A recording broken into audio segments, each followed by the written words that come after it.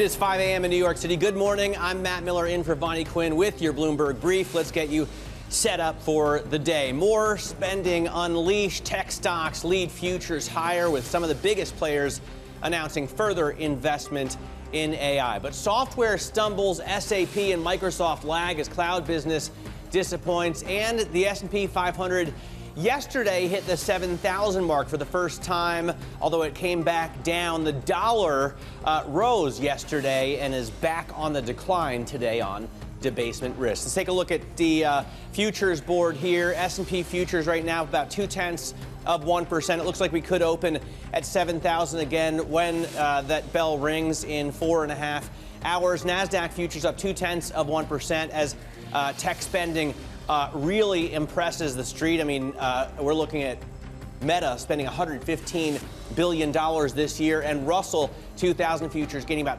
0.1% after no move by the Federal Reserve yesterday. Speaking of that, let's take a look at Treasuries right now and see where yields are. 2-year yield, little changed at 3.57. The 10-year yield also little changed at 4.25, and out the long end 4.8735 for the 30-year bond. In terms of the commodities and the dollar, let's take a look at gold because we have another new record, 55.12 here for the yellow metal. Copper also pushing to another new record, 13,864, and the Bloomberg dollar index shows the greenback down about 0.1% against its G10 peers. For some of the stocks that we want to watch, let's bring in Chloe Millet from London. Chloe?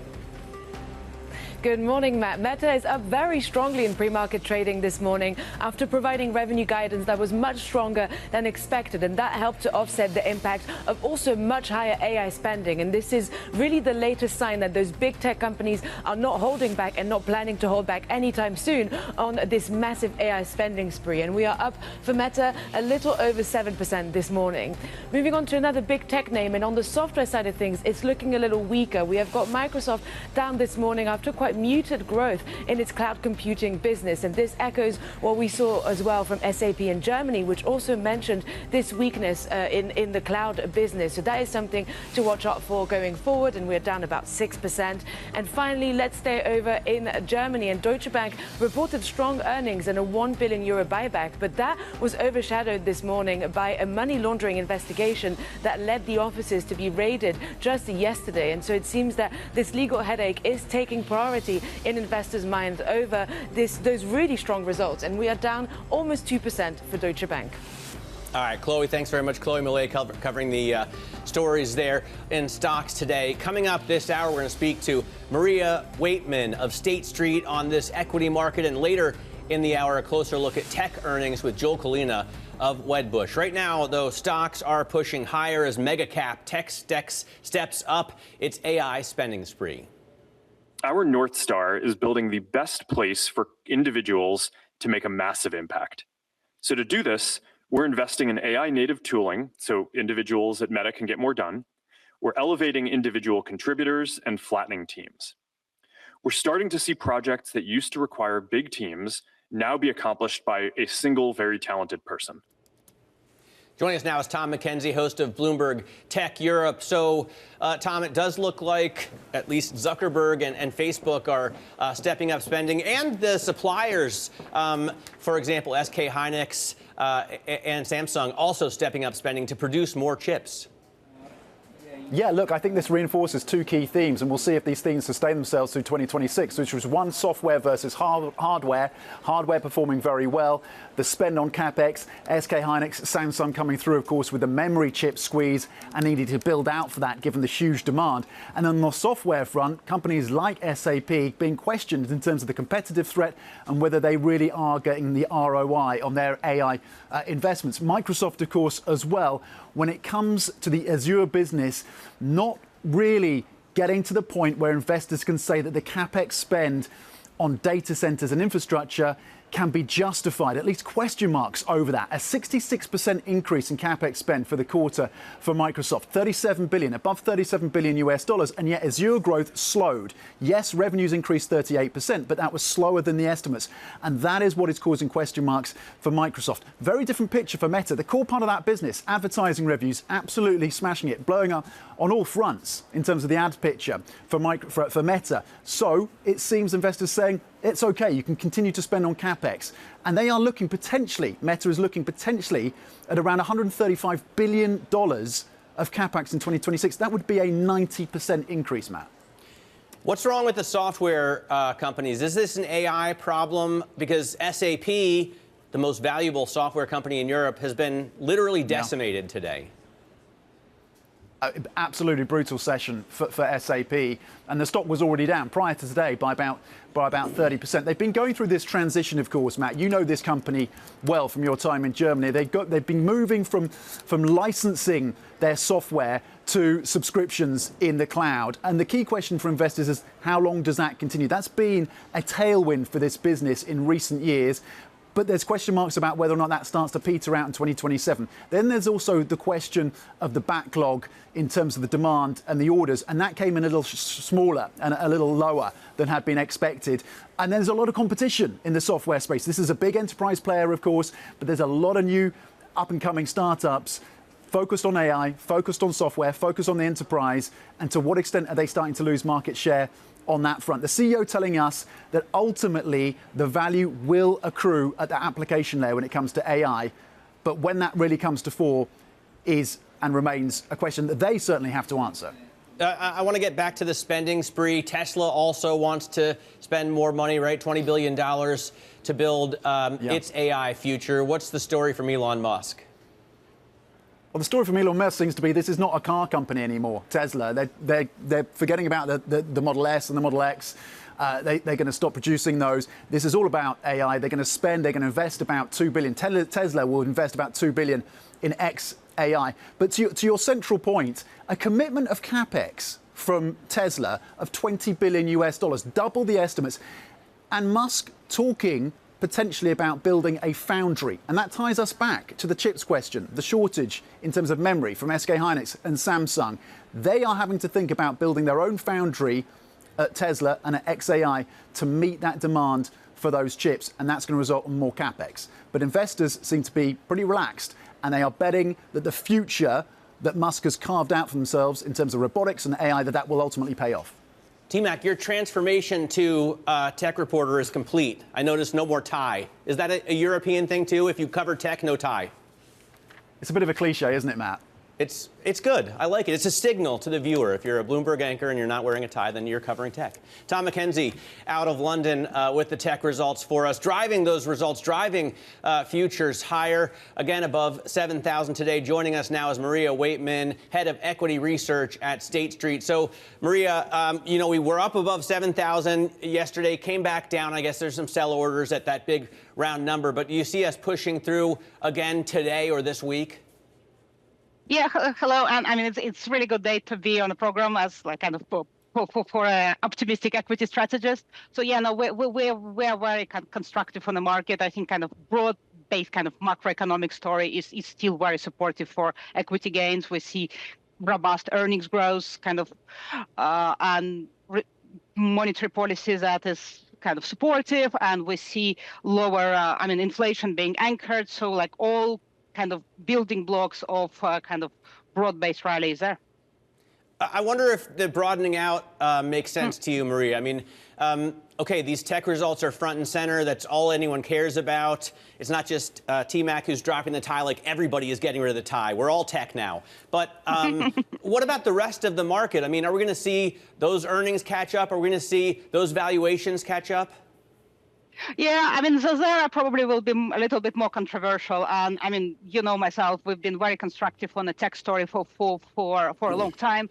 And I mean, the reason we love tech is not because it has like AI in it, or we love it for strong earnings. And I think this tech results, like this quarter, once again, we're kind of underlying this message that earnings growth in this sector are incredibly strong, and lots of other sectors are really struggling to grow their earnings. So, I mean, for us, it's less about broadening. It's about finding winners, finding strong results. And they still kind of mostly gravitated in tech space. So yeah, unfortunately, not much broadening on our side.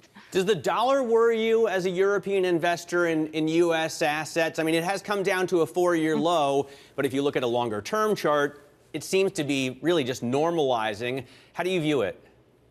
Yeah, I mean, we're concerned about dollar, and that's like lots of conversation I have with European investors, of course.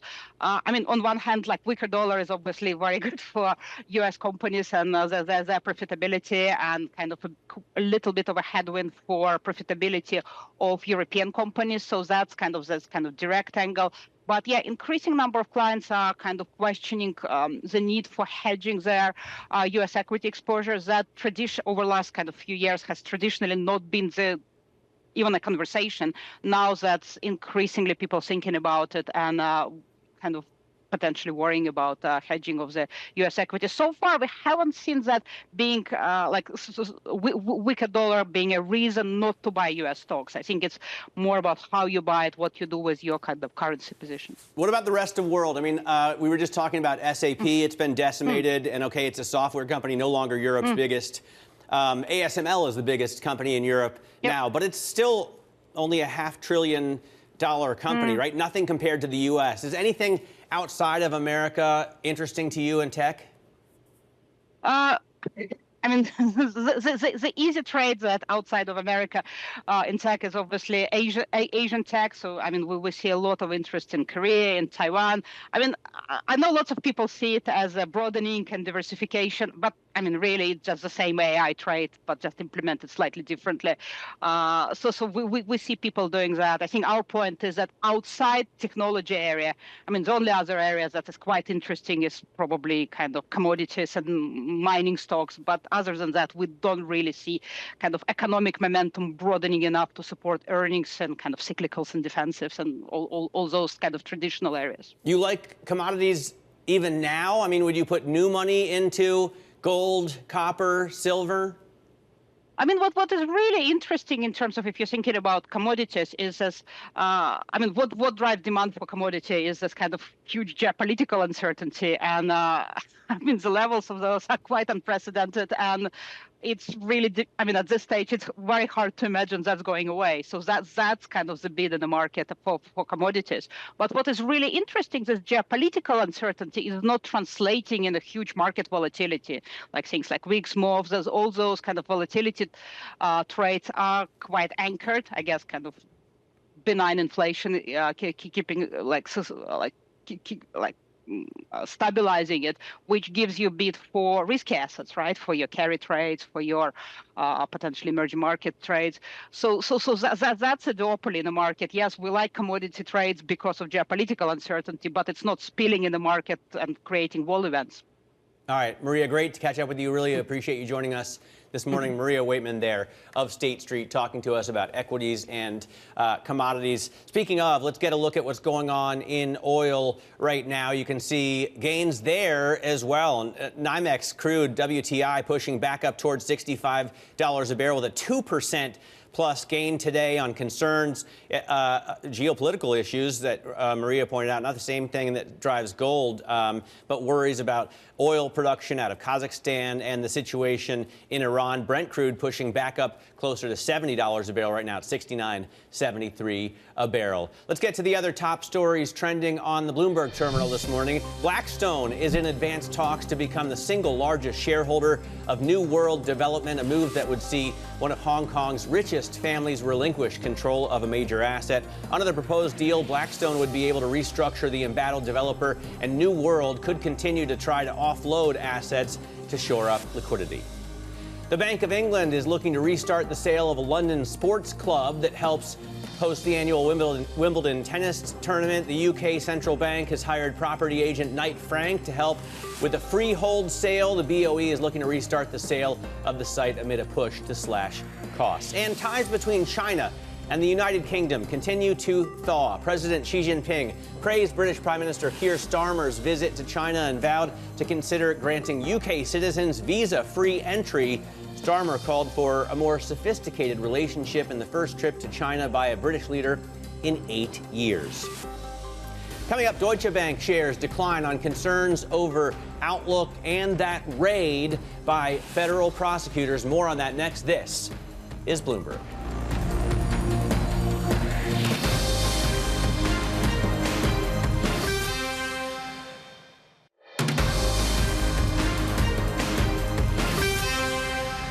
Well, we had one of our occasional visits from the prosecutors yesterday, and as you may have seen in some of the reporting yesterday, the investigation relates to transactions from the years 2013 to 2018. Naturally, we're cooperating as we do in each case with the prosecutor in their search. We will continue to do that. We can't really say much in this early stage of the investigation, but it builds on earlier investigations on similar matters. That was Deutsche Bank CFO James von Moltke speaking with Bloomberg on the raid at the lender's Frankfurt offices, which has overshadowed the bank's fourth quarter results. Bloomberg's Tom Metcalf joins us with the latest. And Tom, before we get to the quarter and the shares, what's with the raid? I mean, I thought this money laundering issue was behind the German bank. Well, yeah, I very much enjoyed the CFO's very droll comment there, as we have on occasion these raids. Yeah, basically, from what we know, it is related to staff at various sort of premises, and really how they kind of dealt with transactions linked to Roman Abramovich in terms of more the reporting on the Deutsche Bank side than anything else. So certainly, it literally happened yesterday, which if I was a Deutsche Bank executive, I'd be very frustrated at, because inevitably it kind of overshadows these results, and it's too early to say, just how, sort of much jeopardy there is here for Deutsche Bank as an institution from an investigation like this. But whether it's sort of a passing problem or not, it certainly optically looks terrible the day before you go out with your Q4 results. Yeah, it does seem like it could have been timed better by the prosecutors, or maybe that was their intention. How is the business going? How did the earnings present Deutsche Bank's comeback under Christian Sewing and James von Moltke? Yeah, I mean, look, things are proceeding well. They were able to record record profit. I think analysts sort of view, kind of saying these set of results doesn't really move consensus anyway. So you've had Deutsche Bank shares jump by about 2/3 over the last 12 months, and this set of results, decent, no kind of nasty surprises or anything like that, but nothing to really, kind of change the dynamic there. And some analysts pointing out maybe the outlook for 2026 was a little bit soft, a little bit disappointing, but broadly speaking, Deutsche Bank is ploughing ahead, continuing to kind of restructure, re-strategize under Sewing, and not too much to report on sort of anything changing there. And it's been obviously the European bank story has been amazing to watch for long investors. It's been a profitable trade. Deutsche Bank shares total return over 5 years up 330%. I remember when they were trading for like a quarter book value. Is this rise expected to continue? I mean, 2025 was a banner year for European banks. Is 2026 going to look good as well? Yeah, I think certainly not what we saw in 2025. So the whole host of banks that reported today, again, a bit like Deutsche Bank, doing pretty well, but it's just proven really tough to sort of beat those embedded expectations. So, I think it will be a pretty strong set of results across the board this earnings season, but I don't think you're going to see certainly kind of the share price double again, as some banks did in 2025. Tom, are European bankers going to get good bonuses this year? Is this going to be a good season for them? Everyone likes to complain whatever they get. I think certainly at the US banks it's looking pretty rosy, but we are picking up some sense that, perhaps at other banks there is a downward pressure on costs, because, that's the one lever that all bankers can pull, after, sort of all executives can pull, is keep those costs under control, even if it maybe hits morale at some of those hard-working bankers. All right, Tom Metcalf covers the European banks for us. Really appreciate you joining us this morning out of London. Coming up, new commitments in OpenAI's blockbuster $100 billion funding round. More on that and a look at what else is making headlines in your front page news next. This is Bloomberg.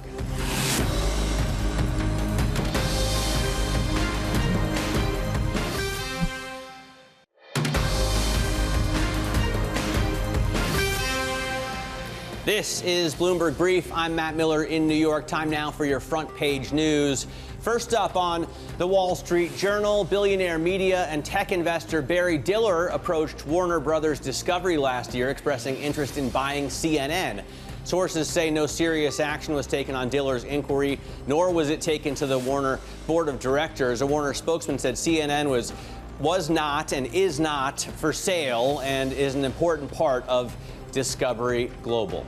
Next up on the Financial Times, leading with OpenAI in talks to raise $40 billion from NVIDIA, Amazon, and Microsoft as part of its blockbuster $100 billion funding effort. Sources say that NVIDIA could invest as much as $20 billion. Amazon has discussed investing is about $10 billion, and Microsoft, which already owns 27% of a stake in OpenAI, could invest several $billion more. And on the Washington Post, Democrats demand new ICE restrictions as a government shutdown looms. The demand includes requiring warrants in some cases, creating a uniform code of conduct for agents, actual uniforms, body cameras, and no more masks and anonymity. The impasse over the Homeland Security funding bill means a partial government shutdown is likely at midnight of January 31st unless legislation is passed to keep it open, and they are working on that. We're going to be talking about it.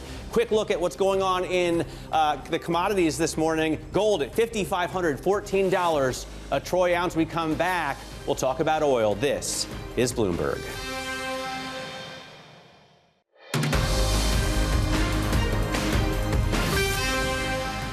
It is 5:30 a.m. in New York City. Good morning. I'm Matt Miller in for Vonnie Quinn with your Bloomberg Brief. Let's get you set up for the day. More spending unleashed. Tech stocks lead futures higher with some of the biggest players announcing further CapEx in artificial intelligence. But software stumbles. SAP and Microsoft lag as cloud businesses disappoint.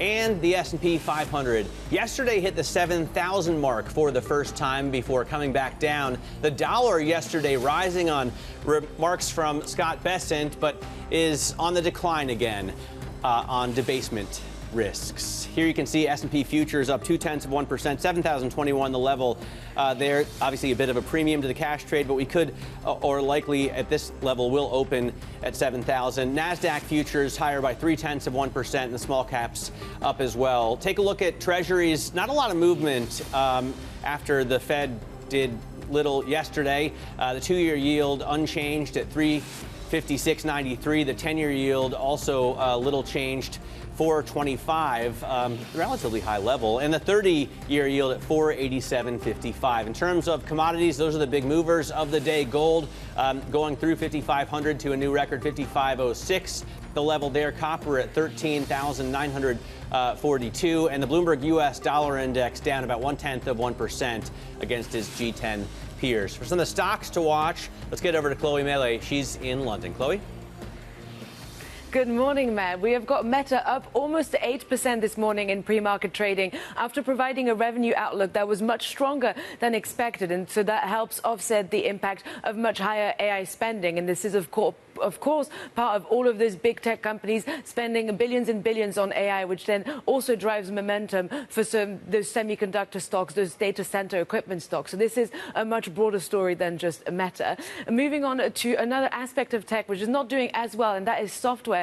Microsoft is down this morning after reporting a quite muted growth in its cloud computing business. This echoes what SAP has also said in Germany this morning, with weakness in that cloud business. And finally, let's go over to rare earth companies that are down this morning after a report from Reuters that the Trump administration was backing away from plans to guarantee minimum prices for critical minerals projects. And so this is driving down those stocks quite significantly this morning. All right, Chloe, thanks very much. Chloe Mele there in London with a look at your single stock stories this morning. The first Fed decision of the year. We got a hold. Chair Powell has two more meetings in which to adjust rates before his term ends. Let's talk about the likelihood of that with Michael McKee, our international policy and economics correspondent, joins us here on set. So we didn't get any move yesterday. None was expected. How did you view the presser? I thought Jay Powell was. By the way, when did you get back? Weren't you in D.C. yesterday? Yes, the Star Trek people beat me up. That was fast. Powell looked pretty relaxed yesterday. Of course, the decision they made was to avoid all politics questions. He shut down all of those fairly rapidly, including mine. And then he seemed relaxed about the outlook questions because basically he was able to say, we don't know whether we're going to cut rates again, but the economy is in reasonably good shape right now. We're kind of at the high end of neutral, and we think we can sit and wait and watch, wait for more data. I can understand, growth looks fairly strong. Inflation looks at least subdued at 2 3/4. What about the labor market? Is that not a concern, especially after all the firings we got yesterday? Well, interestingly, in their statement, they said that the labor market unemployment has basically stabilized, is the word they use. So they're thinking that unemployment is not going to go crashing down again. Of course, we got a lot of job layoff announcements this week, but some people think that's just because it's the first of the year and that's what companies do around that time. So we'll have to see how that plays out. And of course, a week from tomorrow, we get the jobs report for the month of January, and we'll see whether unemployment stays low. But for Powell, there's kind of the risks are balanced at this point, much more balanced than they were. Still a risk that inflation goes up, although he thinks it's still tariff-related, and there's a risk that the job market gets worse, but they can react to either one of those if they need to. So is it likely that he cuts rates in either of his last two meetings? It doesn't appear that way, and that's not the way the market's betting. There's no real idea that the Fed is going to be cutting rates again until July at this point. Now, there's two more meetings for Jay Powell on March 18th and April 29th. His term as chair ends May 23rd. The first meeting for the new chair will be June 17th. That's what you're going to want to pay attention to. And it's unlikely that the Fed somebody's going to walk in and get the Fed to start cutting rates really quickly. So I would think at this point we're likely to see the Fed on hold for at least the first half of the year, unless there's some major surprise in the data. I look at WIRP, and chances of a cut are only 14% in both of the next two meetings, and then they jump to 50% in June. Well, it's all going to be about the data. The probabilities of a cut go up and down when the data tells it to. And at this point, we have not seen data in the last month that suggested that the Fed needed to cut. So you watched the vanishingly small chances of a rate cut yesterday disappear on that graph. All right, Mike, thanks very much for making it back so quickly. Michael McKee, back from Washington and the Fed. Let's take a look at oil right now. Brent crude hovering just below $70 a barrel as President Trump warns Iran of military strikes if a nuclear deal is not reached soon. Let's go to Washington. Mika Solner of Bloomberg Government is standing by. And Mika, the one thing that's been terribly confusing to me over the last couple of days when I see this headline, I thought we had completely obliterated Iran's nuclear capabilities. It was almost unpatriotic to question their supply now of enriched uranium. Why would we need a nuclear deal with them? Yeah, absolutely. I mean, this is a complete escalation of what the president has been suggesting when it comes to, using his full bully pulpit and influence against Iran. And this comes after weeks of these deadly protests where Trump has continuously argued and warned Iran that there will be more military action in the region, potentially. And so this is the latest threat, I think, when it comes to where that is. But it is having a ravaging effect on the oil market. So how's the setup look? What have we got over there in terms of aircraft carriers? How serious is this threat? Well, I think it potentially could be very serious. Iran has responded saying that they're ready to retaliate if the U.S. takes any action, and it could be the start of another potential conflict between the U.S. and a very powerful adversary. And so we're really going to keep a close eye on. I think the White House is being, trying to be very aggressive in this, but also very cautious in terms of what the implications can be. Any chance the U.S. just goes in and takes out the Ayatollah, a la Nicolas Maduro? Anything is possible these days. Of course, the administration is going to be very tight-lipped on what its actual protocols and plans are. But I think we're also going to have to see with, the more that Iran responds here. All right, Mika, thanks very much. Mika Solner there out of Washington, D.C. Let's take a look at some of the other top stories trending on the Bloomberg terminal this morning. Blackstone is in advanced talks to become the single largest shareholder of New World Development, a move that would see one of Hong Kong's richest families relinquish control of a major asset. Under the proposed deal, Blackstone would be able to restructure the embattled developer, and New World could continue to try to offload assets to shore up liquidity.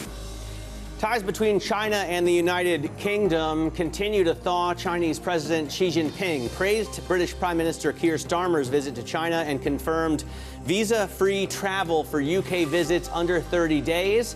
The two sides have further agreed to a partnership to expand UK services in China. And copper soars to $14,000 a ton right now, holding just under that, the most in more than 16 years. The rally was fueled by speculative trading in China. Investors are piling into base metals on the Shanghai Futures Exchange on expectations of stronger U.S. growth and more spending on data centers, robotics, and power infrastructure.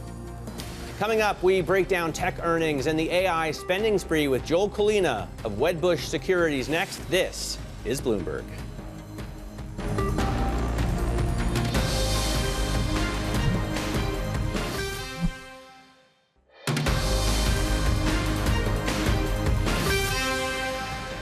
Our North Star is building the best place for individuals to make a massive impact. So to do this, we're investing in AI native tooling so individuals at Meta can get more done. We're elevating individual contributors and flattening teams. We're starting to see projects that used to require big teams now be accomplished by a single very talented person. Big tech ramping up AI spending, with Meta planning as much as $135 billion in CapEx this year. Let's bring in Bloomberg's Neil Campling for more. So it seems that investors will applaud an increase of CapEx to this size. It's got to be a record.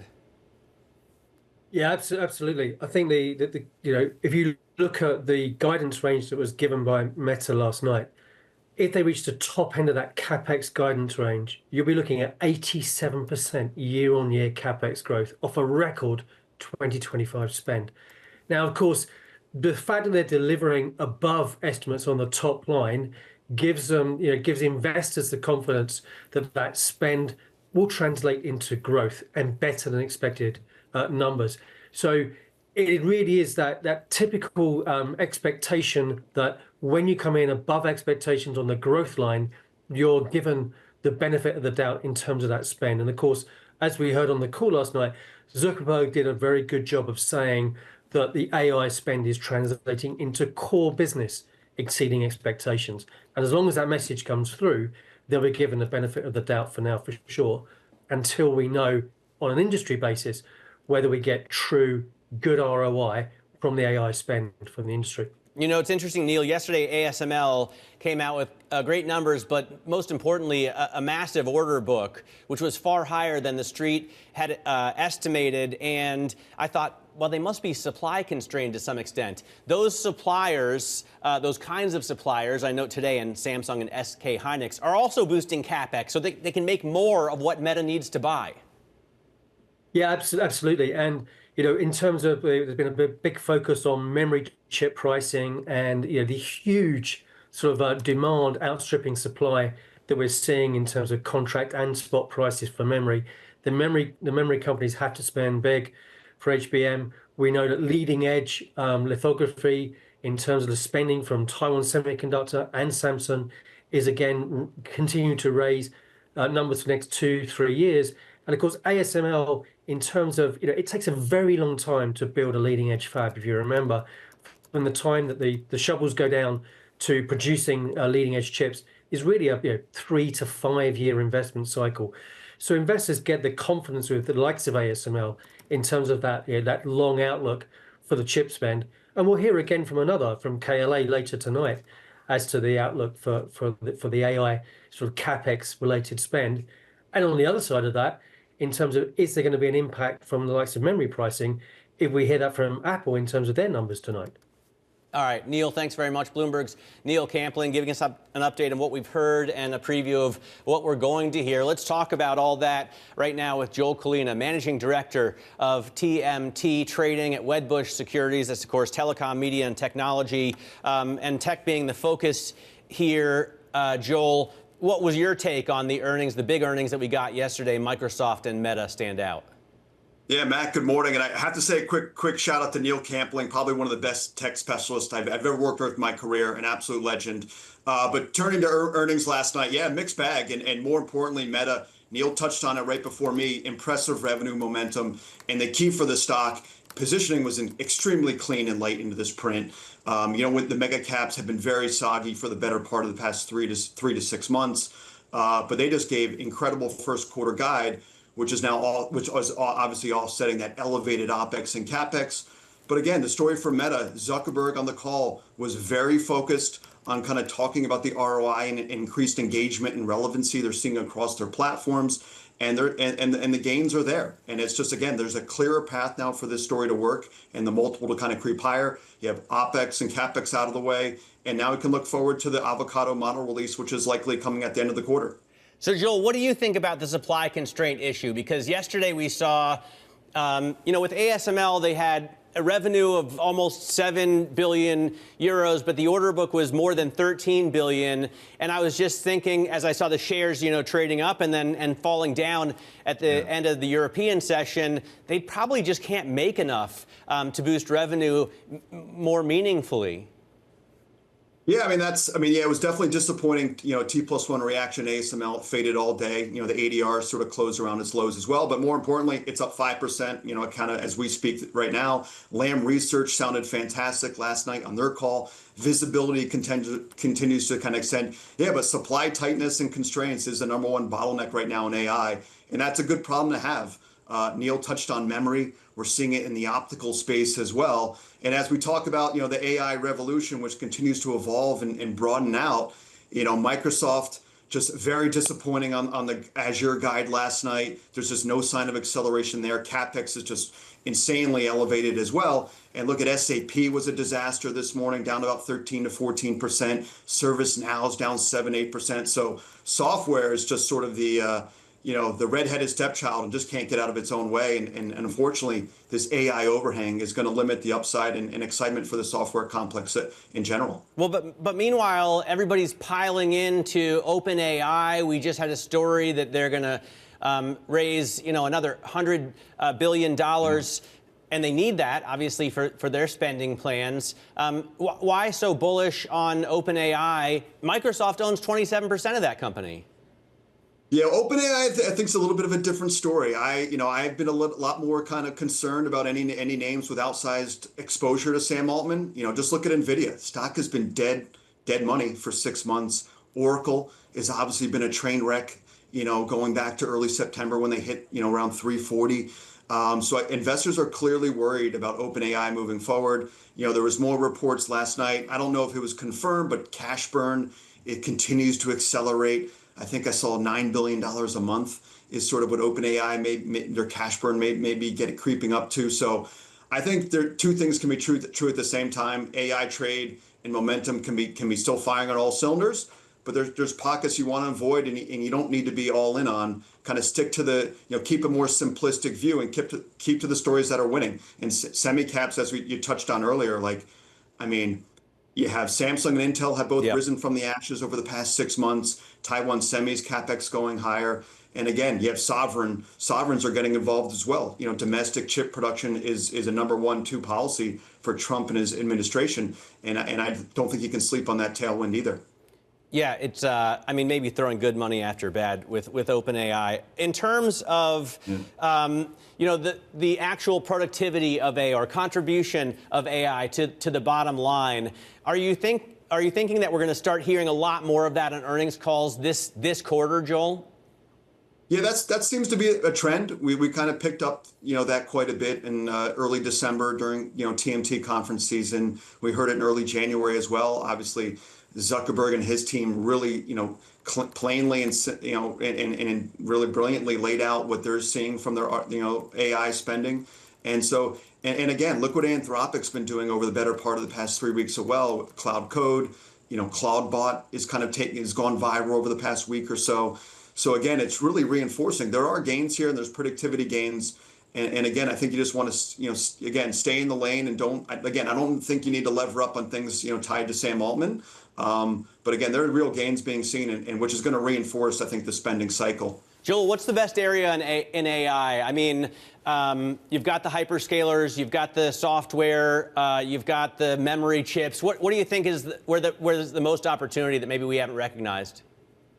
Yeah, I think memory, Neil touched on memory. That's very well known. And some of the moves across the memory and storage space are just parabolic. Seagate was up 20% yesterday. It's just sort of phenomenal. I love this. I'm going to stick to the semi-caps. I think there's a lot of tailwinds. I think they're agnostic to who wins the AI arms race. And to me, that's what kind of separates, the semi-caps from sort of like Taiwan Semi. All roads go through Taiwan and all roads go through semi-caps. And I think they're a winner in pretty much all scenarios. Joel, great to get some time with you. Really appreciate it. Joel Kulina there of Wedbush, head of TMT Trading. Coming up, we're going to get you set up for your trading day with more earnings and economic data on deck. This is Bloomberg.